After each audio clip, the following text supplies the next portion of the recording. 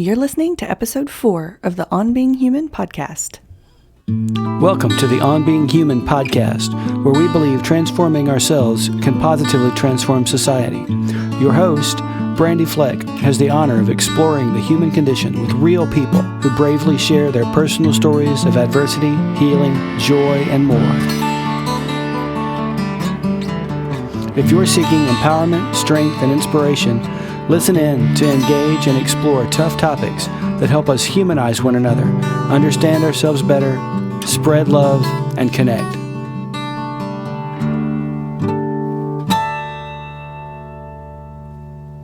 We all need and want relationships in life. We have all found ourselves in relationships that didn't support the best interest of both parties involved. When you think about it, relationships can alter the course of your day or emotions regularly, depending on how you approach them. This week's guest, Kim Daigle, has dealt with the theme of suppression, isolation, and setting boundaries over and over during traumatic life events. She suppressed her true self when she wanted to come out as a lesbian for years. She feared social rejection and struggled with loving women and tried not to. She suppressed her grief when her mom passed away in 2006.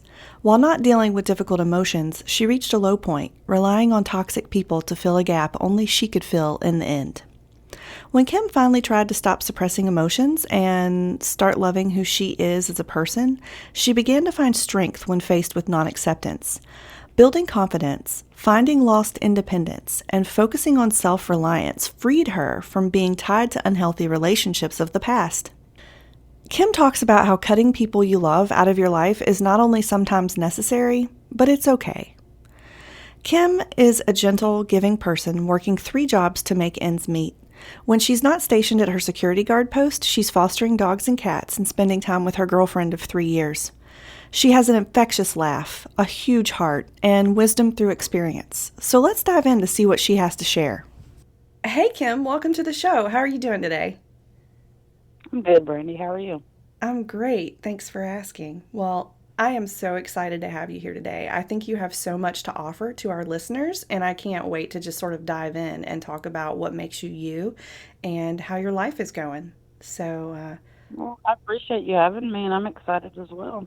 Awesome. Well, let's get started then. Can you sort of just kick it off by telling me what your life is like today and how you're doing? Well, I'm doing pretty good. I am working a lot these days. I'm trying to get back on my feet and everything, but I'm happy to be alive and have overcome a lot of things that I have, And today is actually my only day off this week. Oh, wow. So, how many jobs are you working right now? I have 3 total right now. Man, that's got to be tiring. How are you keeping up with that? Well, I've only been doing it for like a week and a half so far, so time will tell. I'll probably will reduce it down to 2, maybe in 2 to 4 weeks, but I'm trying to catch up on some financial situations right now, so just, pushing myself and have to do what I have to do. So Right, totally understandable. So can you tell us a little bit about how your life is different today than it was from, say, 10 years ago or 20 years ago? Oh, yeah, absolutely. The difference now, I will tell you, just from 10 years ago, my thought process is completely different. I've learned a lot in the last 10 years, and 20, definitely learned a lot in the last 20 years. So, probably every 10 years, my mindset is like completely different. You know what I mean? Like from 19 to 29 to 39, yes, completely different. What are some of the things that you've learned? One of the things that I'm really excited that I've learned is how to place boundaries on other people, because I didn't really understand the concept of that until recently. But, I know that if you don't do that, people will, they'll misinterpret a lot of things. They might misinterpret what you mean, what you say, how you feel, everything like that. And then, that when you don't set boundaries, that leads to people, maybe taking advantage of you or maybe truthfully misunderstanding you, and therefore lines of communication get blurred and things just get messy, you know? Yeah, yeah. Have you been taken advantage of in the past? Very, very many times, yes, ma'am. Would you mind describing some of those times? Give us some examples. Yes, I do. I actually, well, I'll dive into this. It's been almost 12 years. I lost my mom in September of 2006, I'm sorry. and I appreciate that.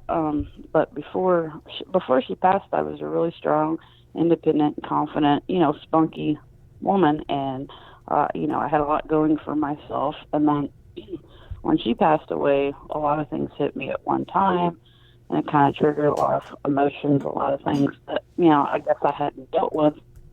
And then I kind of lost myself over the last 10, 12 years. Just kind of not being that confident, strong-willed person that I am. And, with that, when people see that, I feel like, that I kind of was maybe a target to, easy for them to take advantage of, and I actually met someone 2 years after she passed away that appeared to be maybe a good influence in my life. And looking back on it now, I think they gave the illusion that they were trying to help me, but they were just trying to benefit from what I had. Gotcha. So, looking back now, what were some of the warning signs that you wish you would have noticed in that situation that could have tipped you off that this person was really out to take advantage of you rather than help you? Um, losing my intuitive and just being able to read people and things. I wish I wouldn't have been able to see the manipulation on the front end.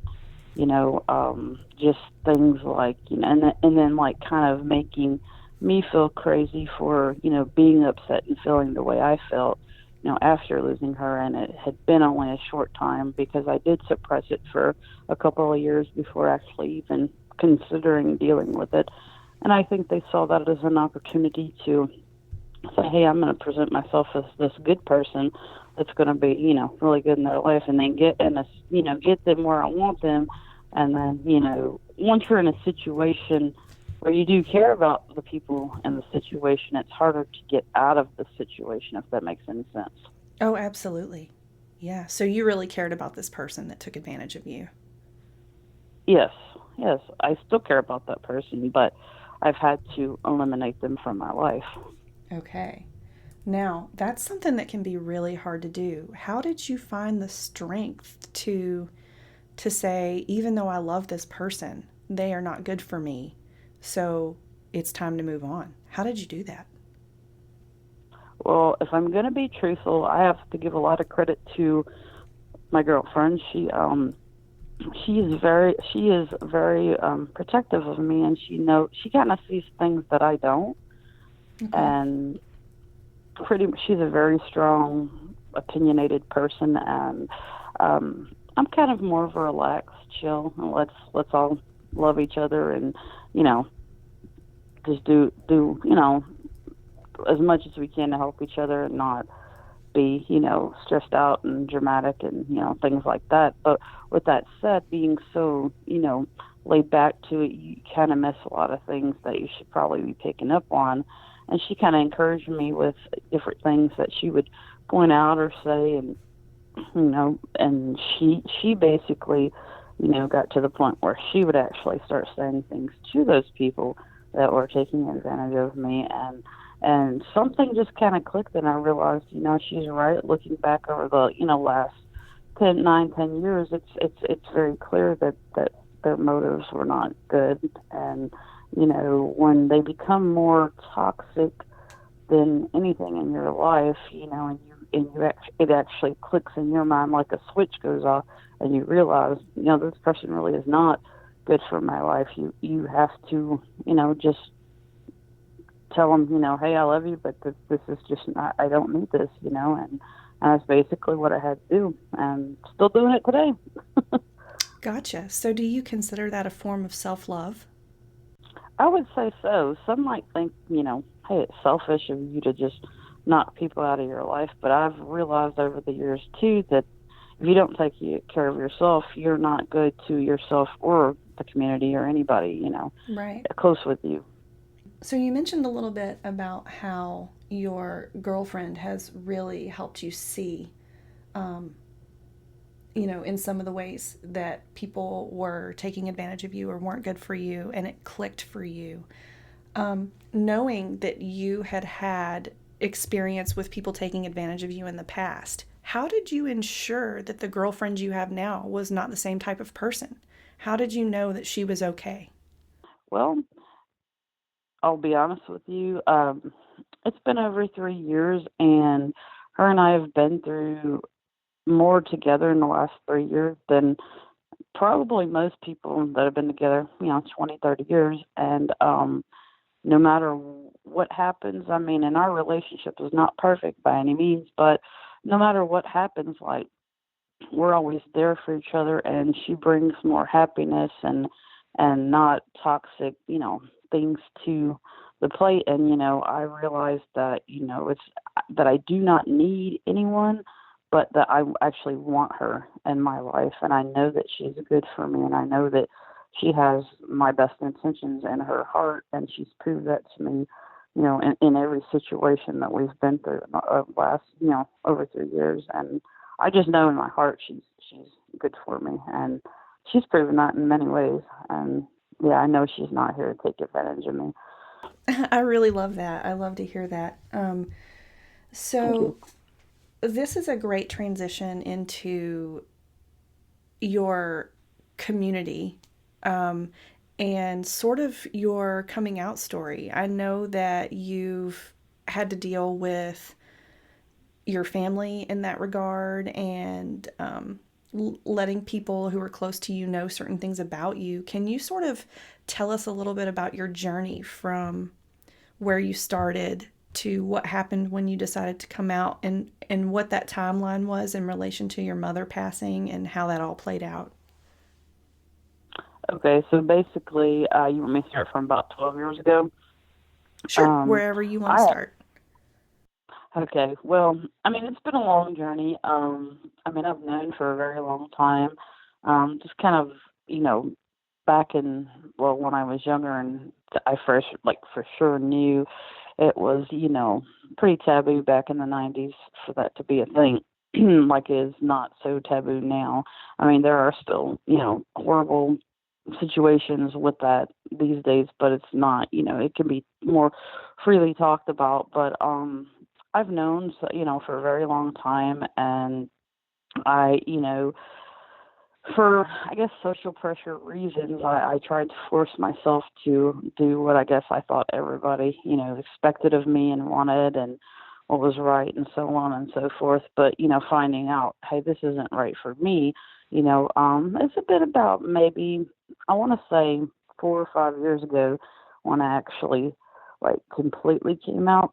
Excuse me. And most of my friends already knew, and there wasn't a lot of surprise there. But my dad and my brother were the last two that I told, and my dad was completely cool with it, and my brother appeared to be cool with it, but um, not so much, which is actually really hurtful, because I have helped, raise my niece for a few years after her mom passed, and it's just really hurtful that some people are still, that close-minded, especially someone that you're that close to, that will not accept it. But for me, I had to be true to myself, and let everybody know who I really was, and do things for me that made me happy, instead of trying to please the entire world and what they think that I should be.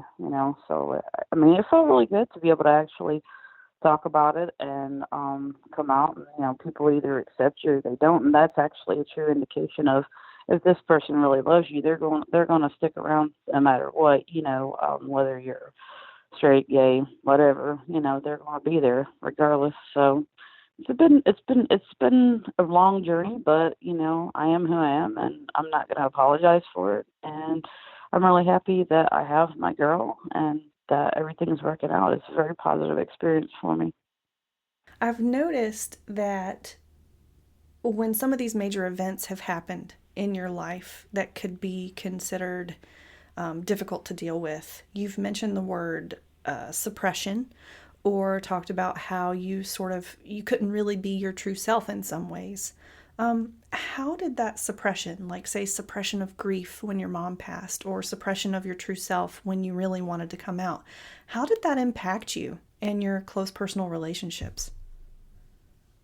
Oh, I mean, it will impact me very much because when you can't actually be yourself, I mean, you're having to pretty much live. I wouldn't say I don't know. I guess I would say live a lie because you're afraid to tell people or be who you really are, and if you get close to somebody and you don't really tell a big part of who you are, and then they find out, that can actually really ruin a relationship. And suppression is something that my mom's death was the biggest like tragedy to this day that I've dealt with. Mm-hmm. And it's a trigger point. It triggers a lot of emotions and thoughts and things like that.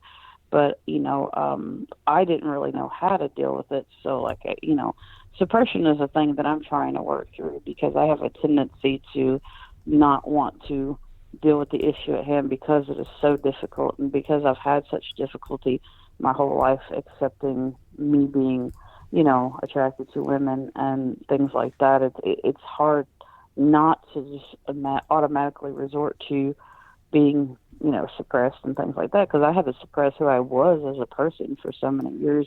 Right. For fear of social prosecution. So it's been a long road, but yeah, I mean, it's just my to-go motion is, hey, I'm just going to suppress this, but I realize it's very unhealthy. So I'm trying not to do that these days. Okay. Is it like a continual thing you have to be aware of that you have to work at? Yes, it is. Okay. It definitely is.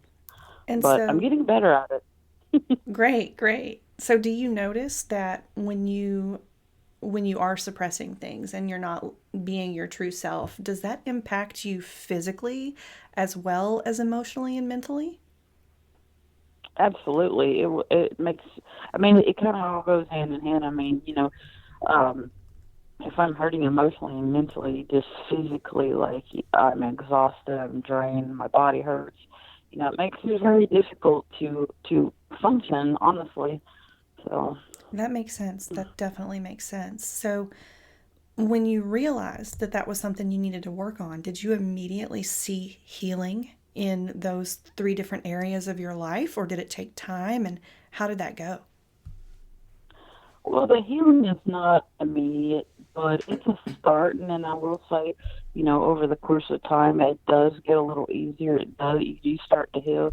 You learn to be happy with yourself and who you are and what you've got, and you know, um, you stop, really not really caring about what other people think per se, but you just have to know that it's okay if they don't agree with you. I mean, you still have to be true to who you are. Absolutely. That's a really good point. So, are you still learning who your true self is today? I I think everybody learns on a daily basis new things maybe they didn't know. As far as my true self, I think maybe I'm still a work in progress, but for the most part, I'm pretty confident in who I am. And ironically enough, on the 4th of July this year, I woke up and it's like a switch had went off in my head, and I was like, I'm going to get my independence back. I'm not going to rely on other people for my happiness, things like that. It's got to be a I want you in my life type of situation, not I need you. Because when you need somebody and they know it, that can lead to a lot of, again, back to the boundaries things, and they may hold something over your head, and then then you get back down to that kind of that suppression, depression, things like that, where you can actually move forward and be true to yourself. So I feel like the other day was just an eye opener for me. I got a lot of clarity on things that I had been pushing back for almost 12 years, and I'm very happy to say that I know who I am as a person, and accepting it. That's been the hardest thing, is me accepting who I am as a person, because I knew that it would drive some people away. So, let's go back a little bit to your relationship with your mom. Can you tell me what it was like growing up with her as a child and just how close you were and what characterized your relationship? Sure. Going back to childhood, my mom and I were extremely close. Of course, she was always at that time, my favorite parent. She just always took up for me, and I knew how much she loved me, and she would tell me on a daily basis, but, that my mom was, the most important person in my life up until, she passed or everything. I mean, she's still important to me, but, just things are different, and now I have, my girlfriend and things. But, I think growing up with my mom, I've seen a lot of stuff that, I probably shouldn't have seen, from both of my parents, simply because of just things that they had dealt with when they were younger. You have the ability to, either repeat the cycle or change it. And while my mom was more on the end of, hey, I'm going to change this type of thing, I don't, want my kids to go through what I did. My dad has I think he suppresses a lot as well, and kind of was repeating the cycle. So my mom was kind of more of like, made me feel safe, protection, things like that. And as I was going through childhood with her, she did suffer a lot of depression, anxiety, things like that.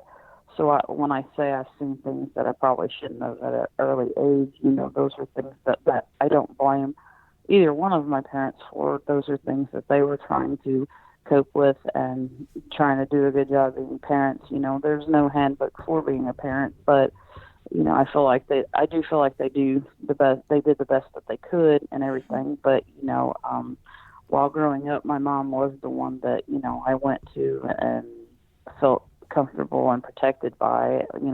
While my dad not so much. Not to say today, me and my dad are really close, and he's a really good person, and a lot of things have changed, which is unfortunate that it took a tragedy for that. And I had to get close, but the situation is what it is and everything. So. Sure.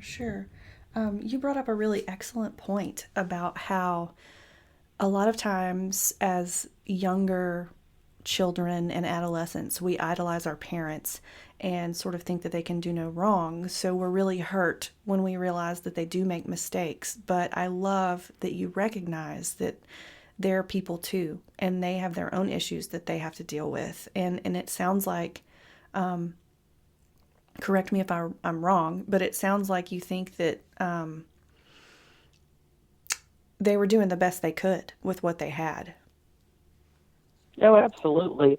I love both of my parents very much, and when I was younger, of course, I did love my mom more. But growing older and understanding, what they went through, emotions, mindsets, things like that, they absolutely were doing, the best that they could. And again, there's no handbook to be a parent. They did, what they thought was right at that time, and they are human beings as well, and they're going to make mistakes. We do, when we're younger, think, oh, my parents can do no wrong, but like you said, they are humans and they are going to do wrong. But I have to give credit to both of my parents for making me the strong person that I am today, and I love them both equally now, and I'm happy to say that. Great. So you brought up the topic of changing the cycle or repeating the cycle. Are you referring to the cycle of abuse? That I am. Okay, so have you seen patterns of abuse yourself? And I know you touched on this a little bit earlier, but patterns of abuse within your own close personal relationships. And can you tell me what the pattern is? Okay, as far as like, am I abusive or is the other person abusive? Well, let me clarify. Like if you experienced abuse at the hands of someone else. Oh yeah, absolutely. I have experienced it. From childhood to up until maybe a few months ago, with different types of people. And that pattern is that, I guess, I have like a really big heart, and I always want to help everyone. And sometimes I don't see that, hey, they're going to take advantage of you, or hey, they're not, their intentions are not good. And I've kind of been blinded to that because I like to try to see the good in people versus the bad. But I notice in patterns that, they'll start out, um, saying and doing, the right things and what they think I want to hear, or what might make me think that they are going to bring positive things to the table and for my life, and, which is beneficial, and everything like that. And then I noticed, once they get me hooked where, it's hard to, for me as a good person and with a big heart to let them go. Then, there's been, physical, verbal, repeat patterns of abuse and things like that, and just, making me feel like I'm not good enough, or, that I'm crazy for feeling the way I feel and that I don't have a right to feel that way. Things like that. Those are very things I've noticed that people that have taken advantage of, or they'll play the victim after they've hurt me, and then when I actually stand up for myself, I'm a bad person. Things like that. So I notice it's kind of has a lot to do with manipulating someone's mind as well, in abusive relationships. So Okay. it's a cycle. It's a cycle that I want out of. Right. Sure. So you had mentioned verbal and physical abuse. What has happened? Can you tell us a little bit about what you've experienced at the hands of other people? Yeah, verbal would be, I've been told, I'm stupid, I'm crazy, I can't do this. I'm not loved. No one wants to be around me because I have mental issues. Things like that. That they know will hurt me the most, or even bringing up, my mom's death and things like that. I mean, to me, that's just cruel, and that's just not necessary. But things like that are, things that they know will trigger me, and then they try to, make it look like I'm crazy if I get upset about something. Now, physical abuse, I've actually not experienced that in a romantic relationship, but Okay. um, I have experienced that in a relationship I had, with a person I thought that was looking out for me, became just frustrated with who I am and couldn't deal with what they said they set out to do, which was to help me get past my mom's passing, and just got really angry with me and would start out, it started out verbal, then it got physical, and, when you get down to that point, it's hard to get out of when they've pushed you down that far, and you don't realize, and you love them, so you make excuses for them, and those are things I'm trying to get away from now. If it's not, beneficial, and if it's toxic, then I try and stray away from those relationships and everything like that. So, Okay. does that kind of answer your questions? It does. It does. And I think a big takeaway from this conversation that could help certain listeners who might be experiencing these types of things is what I've heard you say is that there's typically a progression in these types of relationships. It doesn't rear its ugly head right away. Oftentimes in the beginning, it's a very appealing situation. And over time, once this person gains your trust and you've been vulnerable with them, they slowly start using things against you that you have disclosed in confidence or in trust. And it's confusing. And so, was it hard to recognize that progression when it was happening? Oh, absolutely. If I had realized it sooner, I definitely would have taken further action quicker. But like you said, the vulnerability of actually letting someone in and letting them know what your issues are and what you've been through, and then them getting you where they want you and then turning it around on you. I mean, it's very hard because you feel very lost and scared, and you kind of feel trapped, and Mm-hmm. it's a hard situation to get out of, especially when you've you've pretty much been beaten down to the ground by, just about everybody you've been close to, in some form or fashion. So, what did it take? At what point did it have to progress to? Did this person have to put their hands on you once or multiple times before you realized, hey, this is a situation that's dire and I need out?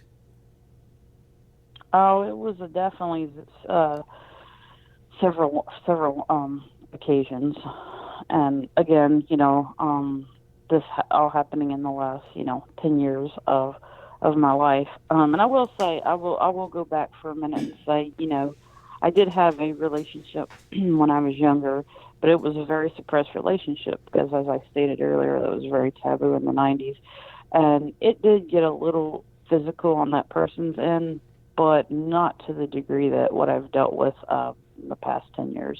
And So I just want to clear that up. I had kind of, that's probably part of my suppression is trying to forget something that happened that long ago. But yeah, I mean, it did happen with that person somewhat, but not on my end. I mean, I don't do that. That's just not me.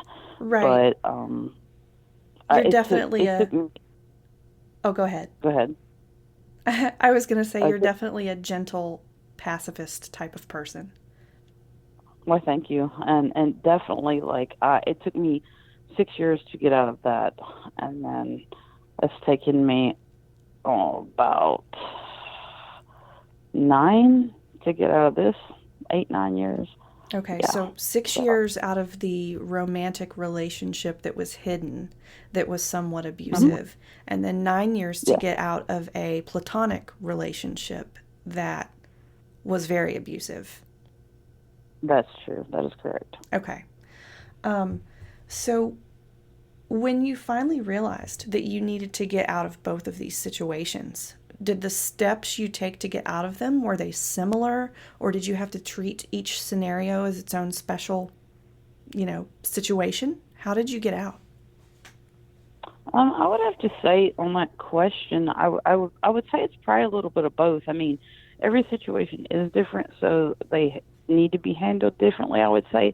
But at the same time, the steps to actually get there. I mean, if you're being abused in any form or fashion, it is not healthy, and you have to get out. So you really need to do, whatever that takes. And in these two situations, it's kind of like, I was encouraged with my girlfriend on this last person, but the first person, it was like a switch went off, and I was just like, I don't want this in my life. I don't need this in my life. This is very unhealthy. I'm done. I love you, but I'm not going to do this anymore. And that was how I handled the first situation. This last situation was a little harder because I had a tendency to look at them as kind of like a mother figure, Right, which right. probably should have never happened anyway, which again goes back to the boundaries. But after losing my mom, that she was the most important person to me, at that point. And I saw this person, I viewed them as, mother figure, and I guess letting go of that person, it was hard to do because, I mean, you do truly only get one mom. And I should have never put myself in the situation to be that vulnerable. But I mean, I think that person knew what they were doing and just took advantage of, the situation. And hey, I'm going to be the good person, help this person out of trouble. But that's really not what the case was. And it took me a long time, unfortunately, to realize that. But I just hope that anything that I've been through might help somebody get out sooner, because it's a lot of wasted time that I can't get back. So Right, right. Well, it's unfortunate, and I would never wish these things on you or anyone else, but do you think that there was a learning experience that you at least gained from experiencing these situations? oh, definitely. I mean, I feel like that's one thing I'm not going to repeat in the future. It was a very hard lesson to learn, and obviously it took me many, many years to get to that point. But I think that, it has in some aspect made me a stronger person. I am more aware of other people and their intentions. And, I have had to set boundaries that way I don't get myself in these situations, because I'm not going to sit here and blame, everybody for, all of my problems. Yes, it's been hard to deal with being taken advantage of, but, there are steps I can take in the future not to actually, let myself get into that situation to the point where it's debilitating and I can't function. So, I am happy to say, yeah, those are very hard lessons, but I've learned them, and I do not intend on having those type of toxic relationships in my future. That's great. It really is. And so I know that there are a lot of people out there who are in the middle of a cycle of abuse progression, or they're already at the point where maybe their life is in danger and they're afraid to leave, because once you leave, you're afraid that this person will come kill you, or this person will hurt you even more because they didn't want you to leave. What advice would you give to people who are looking to get out of a situation but who are very afraid for their life? The best thing that I can offer is to, it's not going to get any better if you stay in those relationships. Getting out is for yourself, or and even if you have children, is the very most important thing that you need to focus on. And I would do that at any cost, because, like I said, it will not get better. It'll only get worse. And, if you're worried about them, or you're scared and you think they might, come and, harm you or anything like that, that they're going to do that anyways if you stay there.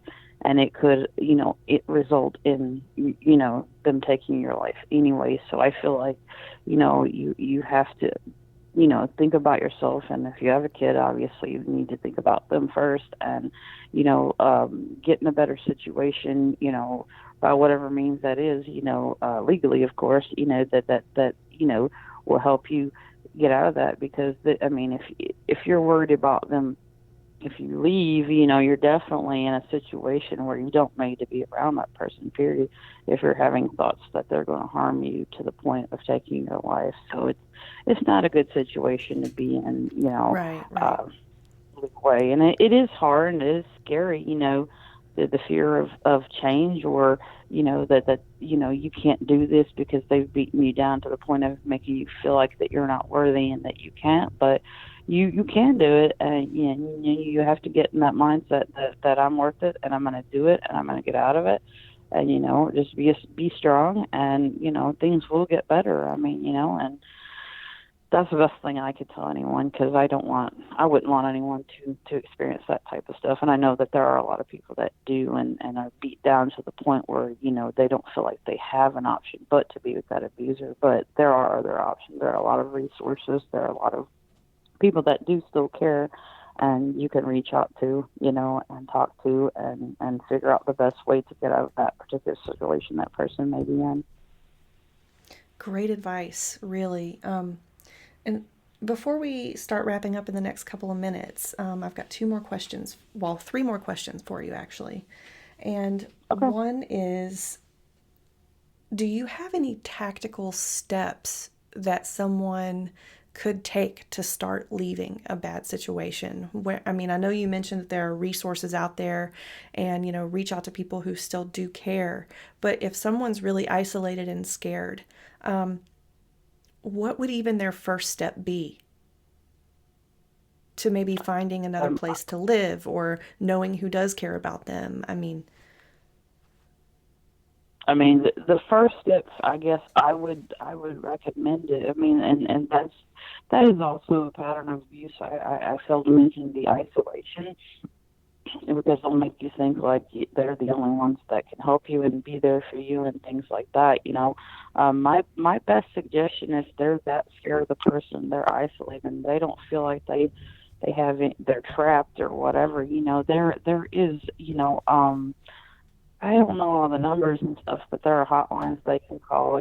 There are ways that people can come get them and take them to a safe haven place or something like that. But I guess that I would recommend that first, and to do it when that abuser is not around, maybe for their work or something of that nature.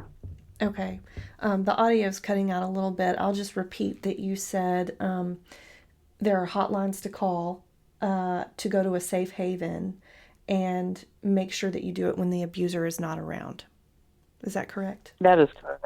Okay. That is my suggestion. That's correct. Okay. And then let's talk about breaking the cycle for just a second. Sure. How have you broken the cycle in your life now? And how do you keep breaking the cycle of abuse? Well, this may sound a bit silly, but like I have made it to a point to not be per se addicted to things like, I don't know, alcohol or drugs or anything like that. I feel like those things are so mind altering that they make you not the person that you need to be or want to be, and things like that. So for me, and then I also it's a daily thing, and it has been for a lot of years. But I there are things that I do for myself each day to kind of not let myself get angry and upset about things that I really shouldn't do, and in my relationships these days, I try to give them the courtesy of, the boundaries, and then I also try to, I always try to uplift people that I really care about and let them know, hey, you're doing a good job, or, this is, even if you, just say, hey, I like your hair, anything like that, because the littlest thing could mean the world to a person, especially a person like you mentioned earlier, that might be like scared and isolated, and maybe you might say something that just gives them the switch that I've had recently to encourage them to get out of that situation. So in my close relationships, I choose to treat them, really well and how I want to be treated. I try to watch what I say. I try not to say things that, out of anger that I cannot take back, because unfortunately, if you're in a lot of mental anguish, those things will actually, make things worse for the person, things like that. So you really have to think before you speak, and that's just kind of things I practice every day in my close relationships, because I want to build people up, not tear them down, Mm-hmm. So, well, that's great. what did I cover everything you asked me? I believe you did. Yeah, that was great. Okay, great. And then a question that I would like to ask to all podcast guests on being human is, what does being human mean to you? Well, I think it is actually, you have to be aware of your surroundings, aware of your actions, take responsibility for who you are, and then you have to have compassion, for the world in general, because I mean, we all are human, and I mean, if everyone, is actually, courteous, mind, like I said, do anything like that, that will, encourage someone else. To me, being human is just, really, I don't know if this makes any sense, but not being a monster, not tearing other people down, not, downing someone for who they love or what the color of their skin is, or, anything of that nature. We're all here, trying to live, trying to, and for the most part, I think people, whether they have the same way of thinking or not, I think that they are actually trying to get, that we all have the same goals, basically, not as far as maybe what we want, but we all want, for the most part, to live in peace and, not have a lot of stress and, bad things happen to us. I think that ultimate goal is pretty common among most of the human race. But, I don't mean goals as in, hey, I want to do this for a living and that for a living. But you see, like, the common goal, I guess, is what I'm referring to. Sure, the collective goal. If we all Yes. want to live a life of peace, let's work together for it and be compassionate toward one another. Yes, exactly. Great. Well, I want to thank you so much for your time today, Kim, and, just being so generous to share your story with our listeners today is really important, and I thank you for it, and hope you have a good rest of your day. Yeah, well, I appreciate you having me on here. I hope, if anything, this helps one person, if not many. And, I'm very grateful that you asked me to do this, and I hope you have a good day as well. What a journey Kim has been on. I mean, isn't she just precious? And I'm so glad that she has gotten some healing and recognized some actions she needs to take. We want to hear about your journey as well. And basically, if you've gotten out of toxic relationships and how you did it, or if you've suppressed emotions too, go on over to onbeinghumanpodcast.com/episodes/004 and let us know.